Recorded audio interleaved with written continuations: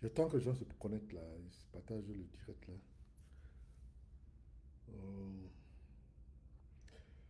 J'attends que les gens se connectent et partager le direct. Je fais la même chose aussi de mon côté.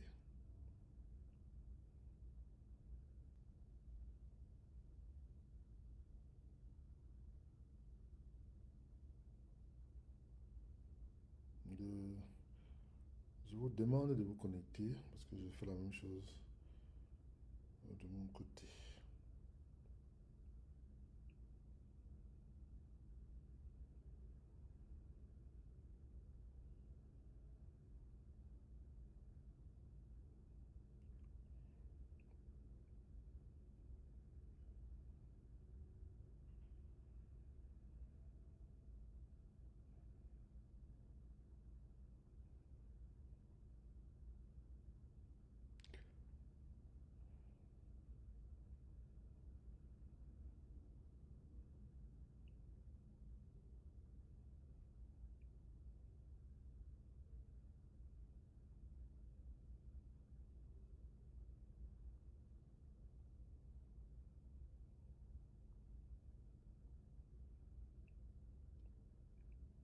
Ok.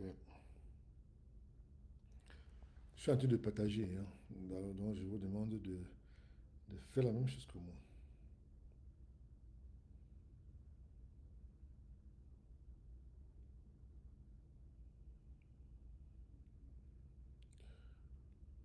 Ok, ma page YouTube.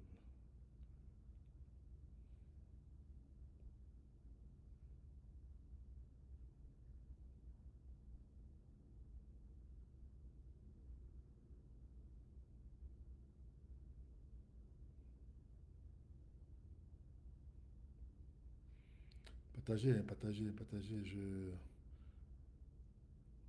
suis avec vous là.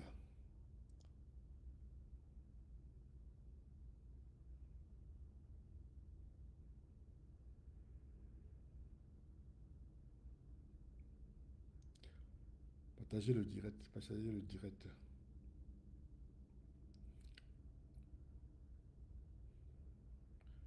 Le jeu n'est pas très long, hein. Donc,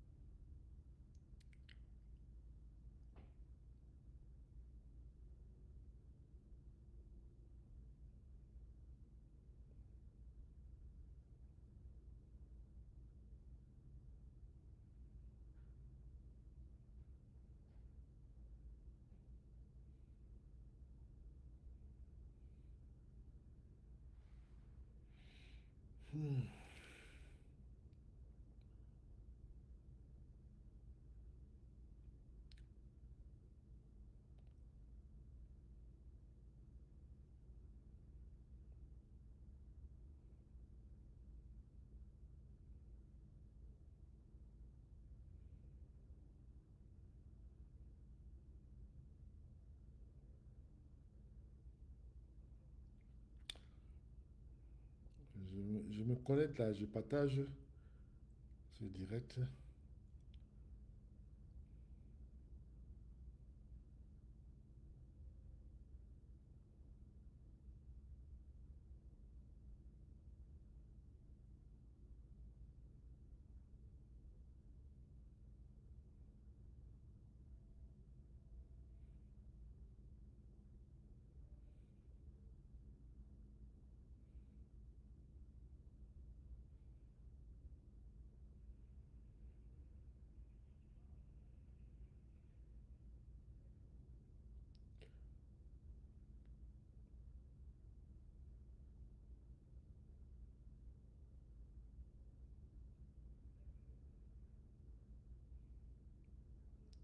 Je veux parler en, je veux parler en français et en bamoun parce que il y a un message que je vais faire passer chez nous là-bas à Los Cameroun. Et donc, je demande à beaucoup de gens de se connecter. Euh, il y a une dame qui est morte à Foumel, à la mairie de Foumel. Et je vais donner mon avis là-dessus.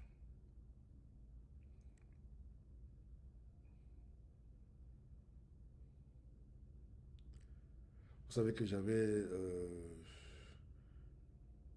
décidé de ne plus trop donner mon avis sur les sujets du village parce que ça me perdait le temps. Ça, c'est vraiment, il faut quand même le reconnaître. Ça me perdait le temps, donc j'avais décidé de ne plus trop donner mon avis sur la situation du village. J'avais dit que je vais me focaliser sur la situation nationale. Et, et c'est là où c'est ce que je maîtrise le plus. C'est-à-dire que je maîtrise beaucoup plus.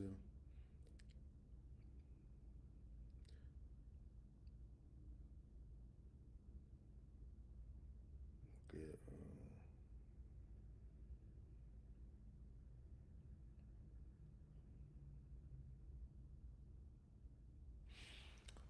bon voilà, je vous salue. Ici, c'est le Grand Prince Njoya. Avant de commencer cette conférence, je veux tout d'abord saluer tous ceux qui me suivent partout dans le monde et qui m'envoient des messages d'encouragement.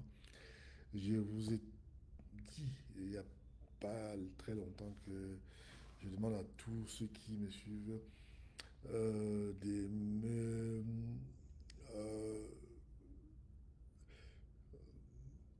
de s'abonner sur ma chaîne YouTube, Son Altesse Royale, le Grand Prince Joya. C'est ma chaîne YouTube. J'ai décidé, vous savez, j'avais dit qu'il n'y a pas très longtemps que je ne vais plus trop me mêler, me prendre la tête avec l'histoire qui se passe dans le pays Bamoun, enfin dans mon village natal. Et en tant que prince Bamoun, je ne peux pas continuer à rester indifférent. Il est vrai que de temps en temps, il y a toujours des choses qui se passent et tout, et que je ne voulais plus trop me mêler parce que ça m'a perdu le temps. Je n'ai pas voulu réagir à chaud quand il y a eu cette disparition subite d'une dame au nom de Madame Sandé, qui était trésorier à la mairie de Fouman. Je recommence. Je n'ai pas souvent, j'avais pris la décision de ne plus trop me prendre la tête avec l'histoire de Bamoun, avec l'histoire de mon village. Pourquoi? Parce que ça me perdait le temps et, euh, et on n'avançait pas. Alors moi, je vais pas continuer à perdre mon temps quand on essaye de donner son avis sur des sujets importants pour le développement et pour le bien-être de notre cher département et que bon, d'autres personnes trouvent que vous le faites ombrage. Alors donc, il va de soi que de temps en temps, bon, on peut toujours réagir à chaud quand il y a des événements comme ce que nous avons vu en direct. Je n'ai pas voulu, à ce moment précis, réagir à chaud à la femme de docteur Sandé, qui réside en France du côté de Paris, qui a perdu sa femme dans des conditions troublantes. Vous savez, j'ai pris tout mon temps pour essayer de vérifier et de savoir. Bon, vous savez comment ça se passe quand il y a un événement un peu douloureux, comme c'est le cas. Eh ben, on est tout le temps interpellé et ça nous préoccupe au plus haut point. Je dis ici que je viens seulement donner mon avis, je ne viens pas condamner les gens, je viens seulement essayer de remonter le moral du docteur Sandé. Parce que perdre sa femme, c'est pas évident. Donc, vous savez, quand on a perdu sa femme, ou bien quand on perd sa fille ou son fils, ça fait trop mal. Et vous savez, j'ai suivi le discours qu'il a prononcé lors de l'obsèque de sa femme. J'étais un peu peiné, j'étais un peu gêné. Ça, c'est le cas de le dire. Où il a dit que sa femme a été tuée. Ça, c'est lui qui dit, hein, c'est pas moi qui dis. Il a dit que sa femme a été tuée. Mais je ne sais pas sur quel point, pourquoi il donne cette précision, parce qu'on a qu'un élément qui nous pousse, qui nous... euh, je ne sais pas s'il a peut-être d'autres éléments que nous n'avons pas. Parce que, vous Vous savez, quand il y a un événement comme ça, moi je prends tout mon temps pour, avant de sortir et donner mon point de vue sur ça, je prends dans mon temps. Et ce qui m'a un peu gêné, vous savez, je veux bien que de temps en temps les gens viennent sur la toile pour essayer d'amuser la galerie et dire n'importe quoi. Ce qui m'a un peu gêné, j'ai suivi, comme monsieur tout le monde, certaines personnes qui sont sorties et dire que la femme de docteur Sandé est, est morte, c'est les militants. Je dis bien que c'était les militants du EDPC qui auraient, enfin qui a, parce qu'ils ont confirmé, qui a tué la femme de docteur Sandé.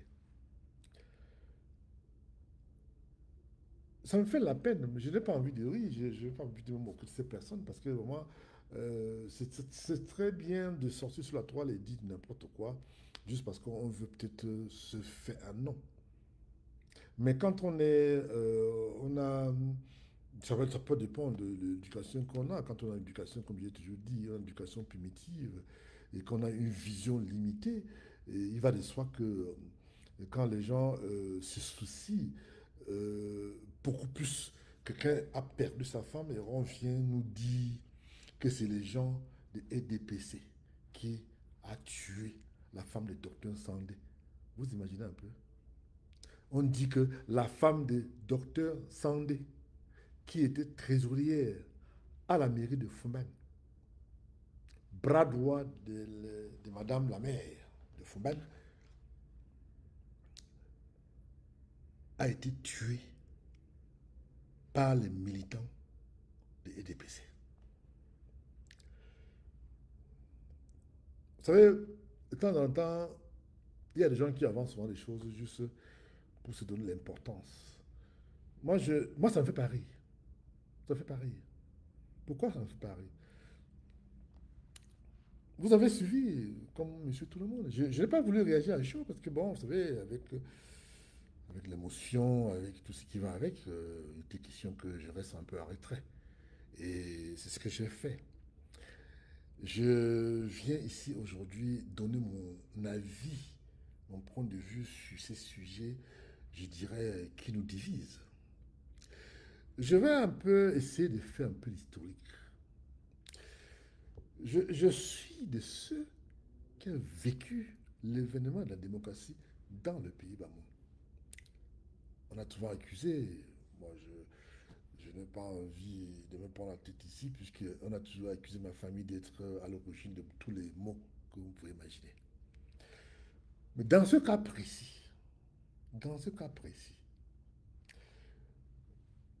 j'ai cru entendre certaines personnes qui sont sorties et dit sur la toile que non seulement les membres de EDPC a téléguidé depuis Yaoundé la mort de ces dames, perd son âme. Ça m'a fait un peu mal. Pourquoi? Parce que euh, la personne que le EDPC, c'est-à-dire que si vraiment, parce qu'il faut se poser la question, parce qu'il faut quand même utiliser son intelligence, la personne qui qu'on pouvait tuer, c'est-à-dire que fait du mal, si le EDPC avait pris cette initiative. Parce que je ne veux pas croire que le EDPC est derrière ça. Je ne suis pas militant de l'EDPC. Vous savez, moi, je ne vois que... Parce que nous sommes tous des frères, des sœurs. Dans le Noun, à l'Ouest Cameroun, on est tous en famille. Mais je ne peux pas, euh, avant que quelqu'un milite pour le EDPC ou bien pour le parti d'opposition ou je ne sais pas quel parti, il d'abord de chez nous. Moi, j'ai dans ma propre famille. Ma maman était militante de l'UDC. Mais ça ne... Je vais tuer ma maman parce qu'elle est militante de l'UDC. Non. Non, donc, j'avais des grands frères qui étaient des militants acharnés, convaincus de l'UDC. Est-ce que je vais tuer mes frères parce qu'ils sont militants de l'UDC? Bien sûr que non. On peut rigoler, on donne son avis, on parle, on amuse un peu là, sur la toile et dit, bon voilà, voilà, vous avez ma chaîne montée, on se jette des pieds et tout. Et puis à la fin, on, est, on vit le quotidien. C'est-à-dire que le gars de EDPC et le gars de UDC ou de MSC, ils ont les mêmes problèmes. C'est-à-dire qu'il y a le coupure d'eau. Quand il y a coupure d'eau à Foumen, eh bien, c'est dans tout Foumen. Quand il n'y a pas la lumière, c'est dans toute Foumen. C'est-à-dire que ça ne choisit pas tel temps. Que voilà, ça c'est les EDPC qui sont là-bas. Là. On coupe là-bas. Là. Non, là-bas c'est les UDC qui est là-bas. Il faut qu'on coupe là-bas. Nous sommes tous des frères. Donc je ne pense pas que sortir, quand quelqu'un, les gens pleurent, ou bien le mari qui pleure sa femme, docteur Sandy, whatever his name is. Vous savez, c'est quelqu'un que je connais très bien, avec qui j'ai beaucoup d'affinités. On a, on a fait quelques. Bon, c'est mon complice, je lui dirais. Docteur Sandy, je voulais tout simplement te dire que je compatis à ta douleur et que je suis très sensible de ce qui t'arrive, et ça c'est le chemin de tout le monde, ça arrive, mais Dieu connaît qui a fait du mal à ta femme. Mais moi je ne suis pas d'accord que j'aurais aimé que Docteur Sandé dénonce, ça c'est mon souhait, cette personne qui accuse le EDPC d'être du coupable.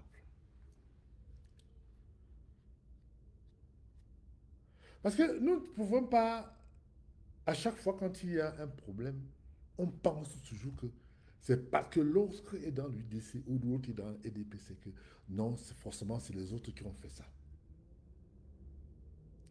Donc, je ne suis pas de ceux je ne suis pas de ceux qui pensent qu'il faut détruire le pays Bamou. Je suis de ceux qui prennent la paix de vivre ensemble. Je n'ai pas, vous savez, tous ceux qui me connaissent ma position. Je n'aime pas pour l'habitude de me prendre la tête avec tout ce qui s'est dit ou bien tout ce qui peut se dire sur le prince que je suis. Mais moi, j'assume souvent quand je parle de quelque chose, j'assume. Je ne suis pas hypocrite comme beaucoup de nos frères et sœurs qui n'arrivent pas à assumer ce qu'ils disent. Ce monsieur, ces personnes qui sortent pour dire que ce sont des gens des EDPC qui ont tué. Moi, quand je suis déjà, quand on m'a appelé pour me donner l'information, j'ai pas cru. J'ai dit que non, c'est pas possible. Non, c'est pas vrai que quelqu'un comme ça peut sortir. Ces personnes peuvent sortir et faire des accusations un peu fantaisistes que nous avons. Et puis, effectivement, on m'a envoyé les audios et j'ai quand même reconnu certaines de ces personnes et ça m'a fait très mal. Vous savez, euh, tous ceux qui autrefois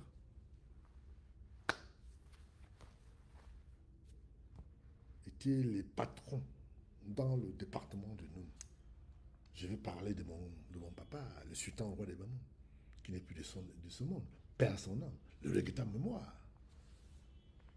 Je vais parler de mon cousin, Adamou Damjouer, qui n'est plus de ce monde, de regretter mémoire. Le pays Bamou est resté. C'est pourquoi s'entretuer, parce qu'on a des idées différentes. Donc c'est un peu ce que je ressens, ce que j'ai voulu un peu, je veux faire passer comme message à tous ceux qui, n'est-ce pas, pensent qu'il faut aller en guerre pour peut-être récupérer, c'est pas moi, c'est pas ce qu'on veut récupérer.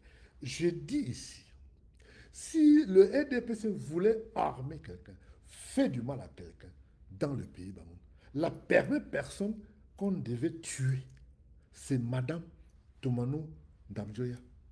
Nous appelons comment on l'appelait souvent Tumutu. C'est elle qu'on allait tuer.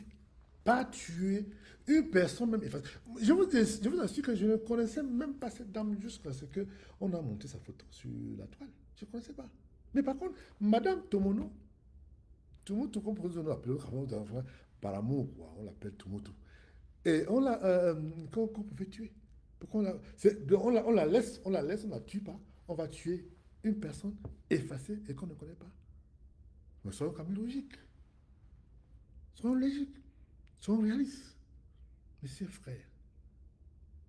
Fais preuve de retenue quand même de temps en temps. Ne fais pas des éducations juste parce qu'il faut faire des éducations. Vous m'avez vu, vous me voyez sur la toile depuis plus de 15 ans que je suis sur la toile.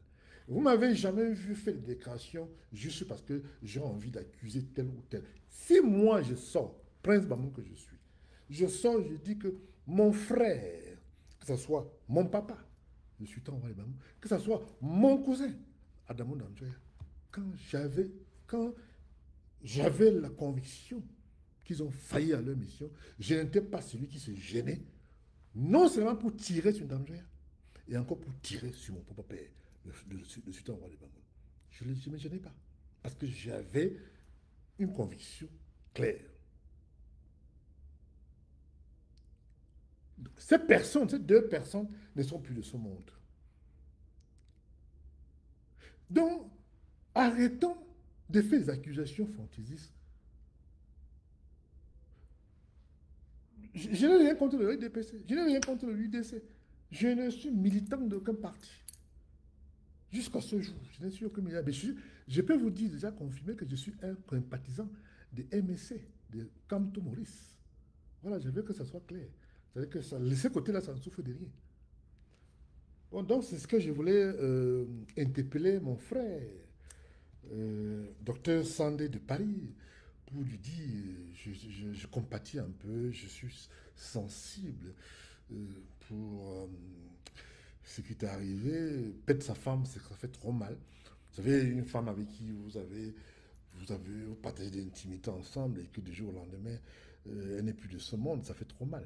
Et maintenant, on doit reprendre encore une autre vie avec une autre personne et recommencer encore tout, machin et tout ça, c'est pas toujours évident. Donc, c'est ce que j'avais à dire aujourd'hui sur ces sujets de mon frère, docteur Sandé de Njiro. Je veux bien que ça soit clair. Et donc, c'est ce que j'avais à dire ce soir sur ça. Maintenant, revenons sur le cas de Paul Biya avec le président, le nouveau président gabonais. Le nouveau président gabonais a dit carrément, c'est son souhait de rencontrer le président Paul Biya. Depuis pratiquement plus d'un mois qu'il essaie de... Je vous avais raconté, je suis sorti il n'y a pas très longtemps pour vous dire qu'il voulait rencontrer tous les chefs d'État de la sous-région. Il a rencontré le président centrafricain, le président Bongo, le président équato-guinéen, le président Sasso, le président congolais, bien d'autres chefs d'État de la sous-région. Mais il y a même le président tchadien, il a rencontré le jeune président tchadien, il a rencontré. Donc il n'a pas encore eu ce privilège de rencontrer le président comment il s'appelle encore, le président Paul Biya. Le président Paul Biya, le président autoproclamé par la Cour constitutionnelle. Donc il n'a pas encore eu l'occasion de le rencontrer. Et les conditions étaient qu'il était question que la femme de Ali Bongo soit libérée et que les enfants de Ali Bongo soient libérés. Et qui était derrière, c'était Chantal Biya. Je vous ai parlé de ça il n'y a pas très longtemps. Que le président gabonais est dans une situation très très inconfortable parce qu'il aimerait quand même rencontrer le doyen des chefs d'État. Bien que à cet âge, à 95 ans, 99 ans, il n'a plus toute sa faculté, mais il est quand même, bon, puisque la Cour constitutionnelle a proclamé Paul Biya comme le président élu du Cameroun avec 300 000 Camerounais sur 50 millions de Camerounais, ben, je vais bien accepter. Et que moi, je suis un légaliste. Donc, de ce côté, ça ne souffre de rien. Je veux dire ici, aujourd'hui, je dis encore à tous mes frères, à tous mes frères qui résident du côté du Gabon, d'être un peu vigilants parce que les choses se préparent. Bon, je n'ai pas envie d'entrer, je n'ai pas envie d'anticiper. Et je crois que je crois que tous ceux qui me suivent au Gabon peuvent, n'est-ce pas, en témoigner. Et ils savent, ils sont au courant que les choses ne se préparent pas bien pour eux là-bas au Gabon. Donc j'invite tous mes frères tous mes frères camerounais résidant à Libreville d'étaient vigilants parce que il y a certaines personnes qui sont en train de vouloir fomenter encore notre coup d'État au Gabon. Et vous savez que c'est moi qui vous avais annoncé le coup d'État au Gabon, personne n'est au courant. Et nous avons quand même les informations. Vous savez, on a quand même des amis, de temps en temps, on a quand même des informations fiables, contrairement à d'autres personnes. Donc c'est ce que j'avais à dire aujourd'hui, que le président Paul Biya a non seulement refusé de rencontrer le président Nguema, et ça devient de plus en plus très compliqué pour lui. Et je crois que selon la façon que je vais le recevoir du côté de Yaoundé et du côté de Libreville, il est question que le président Nguema se rend au Cameroun dans les prochaines semaines ou dans les prochains jours. Je ne peux pas vous dire quand. Et vous savez, avec ces histoires, les autorités africaines qui n'ont aucun calendrier arrêté ou parfois même qui ne respectent même pas leur propre programme. Alors, je ne peux pas me prononcer parce que si je me prononce, on va dire que le prince a dit que machin et tout. Non, je ne vais pas me prononcer. Je vous dis ici aujourd'hui que le président Nguema sera reçu à Yaoundé, mais s'il accepte les conditions qu'on lui pose. Les conditions, c'est quoi? C'est que le président camerounais, enfin, la femme du président camerounais, j'ai parlé de nom, j'ai parlé de chasseurs, mais j'entends bien, qui impose, qui demande à sa femme, à son mari, excusez-moi, de demander à Nguema de libérer Sylvie Mbongo et ses enfants, et ses complices, bien entendu. Et je ne pense pas que euh, euh, le président Clotaire Ali Nguema est prêt à céder. Donc ils sont en pourparlers en ce moment. Et je pense que dans les prochains jours, on aura d'autres informations là-dessus et que je reviendrai vous édifier là-dessus. Ici, c'est Grand Prince Saint-Jean qui vous parle depuis Malanton. À très bientôt. Merci.